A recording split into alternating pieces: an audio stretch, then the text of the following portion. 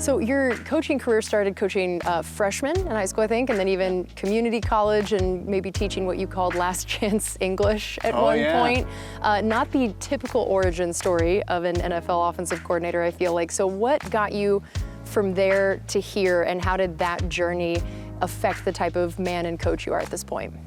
Leaving college, I wanted to give back. I learned so much as a freshman, sophomore in college about how to train, how to study, and really take football to the next level. And I really envied that for inner city Carson High School, where I grew up, where I played, just knowing that a lot of those guys weren't getting that type of training. And so that's where it started. 2 years in, my wife Lizzie goes, "I think you're really good at this. We can take this as far as you want to go. I got your back." And basically, the two of us just picked up odd jobs and tried to make it so that I could be a substitute teacher and go and explore. And I mean, hearing the passion you talk about it with, and also I think I've heard stories that at 12 you had a clipboard out coaching your neighborhood kids even. It sounded like coaching was this inevitability for you, but there was a stage where it sounded like tried not to do it, that there was commercial real estate and ministry with your family, and even, did I hear boot repair at one point? This is an interesting little resume you have. I hope the boot repair made it into Bull's office on the application. Yeah, for sure. No, but the boots made it to Tampa, so. Oh, see, we're gonna have to see some of those. I still That's have impressive. some of those. That's great. So why did none of that stick, and coaching just was this thing that kept pulling you back when you had all these other things that you were sort of trying?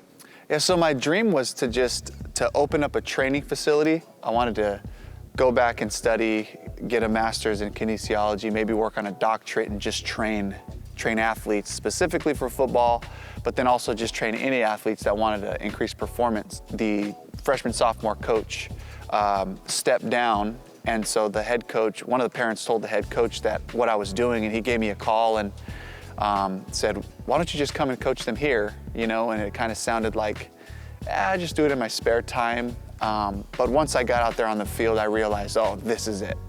And that was where it really took off for me. I mentioned in that last question about the fact that most of your family is in a ministry role, and your dad was a pastor for an incredibly long time. He just has such an amazing story. And I mean, growing up in the projects of LA and going to Harvard after having polio that affected some of his movement and everything. I mean, what an incredible story. And what do you feel like, looking back, the lessons you learned from him and how he impacted the kind of person and coach you are at this point? I think it just kind of sent me the message, you know, the sky's the limit. And so, for my dad, for my grandparents came illegally from Mexico into the United States and got citizenship through the Army. So all of their kids were American citizens. And so there's this story behind it that says, no matter where you start, if you can set your ambitions, set them high and go for it. My dad was a huge influence in terms of just having all the possibilities at your disposal. And if you work hard enough, you'll find a nice niche somewhere and be successful. So I'd love to hear, thinking about all of this and who you are, how do you want to define a Dave Canales offense, both in terms of the X's and O's, but then also the culture of it, of all these Bucs fans out there wondering, what is this offense going to be? What's its identity? What would your answer be? Our main focus would be, what can we do? And I'm more interested in finding out, what are our best runs? What are our best passes?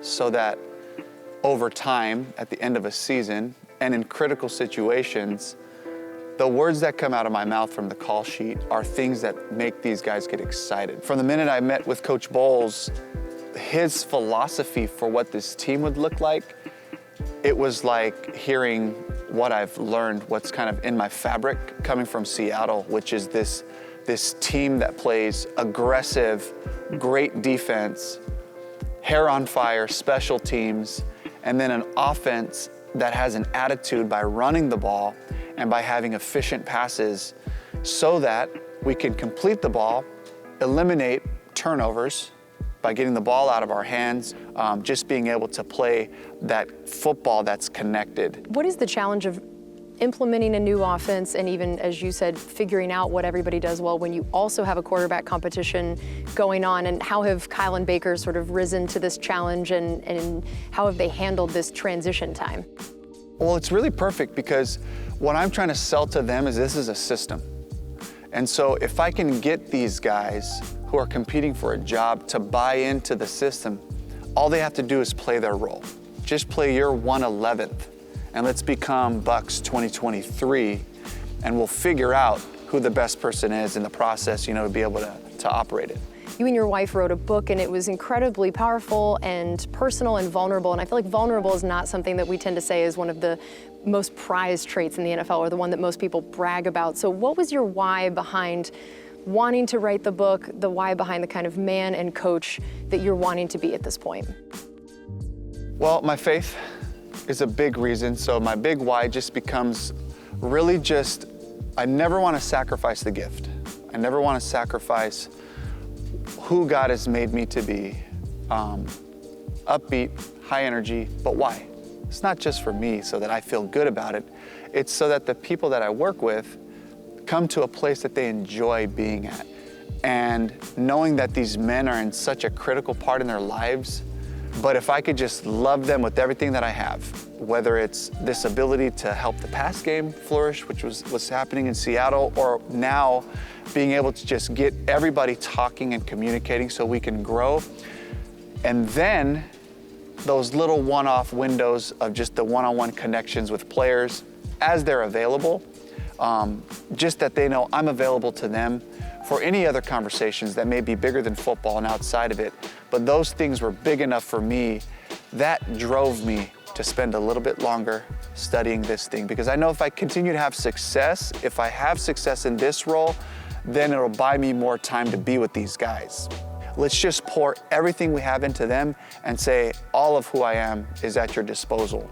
And so that's been my commitment to Seattle, and it's going to be my commitment here to this group, that whatever I got, they have it, and I'm going to give them everything I have so that we can just spend those special moments and those windows together.